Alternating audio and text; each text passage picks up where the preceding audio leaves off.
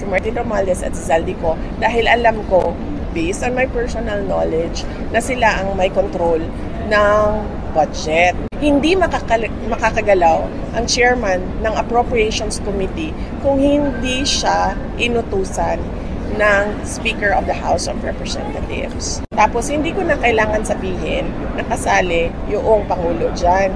Kasi kitang-kita naman natin, kanino bang pirma? Sasabihin na naman niya, hindi niya pirma yung nandoon sa GAA. Hindi. Ako yan. Hindi si Ferdinand Marcos Jr. ang pumirma dyan. Ang ebidensya ng kanyang participation is yung pirma niya sa GAA. Wala nang ibang kailangan na evidence ng participation ng President dyan. Dahil siya yung nag-submit ng NEP. Nakita niya kung anong ginawa ng Congress doon sa NEP. Sa budget niya yun ha. Budget yun ng administration kasi siya yung nag-submit noon. Nakita niya kung ano yung ginawa ng Congress doon. Pero pinirmahan pa rin niya. His signature on the General Appropriations Act is the best evidence against him. Accountable siya because he allowed the insertions.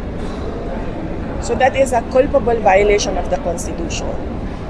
Refusal to take a drug test, that is betrayal of public trust. Allowing the ICC to enter the Republic of the Philippines is culpable violation of the Constitution. That is against our national sovereignty. Ang dami ng impeachable offenses ni Ferdinand Marcos Jr. Of course not. Why will we waste our time in filing a impeachment complaint na alam naman nating hindi papansinin ng House of Representatives, 'di ba?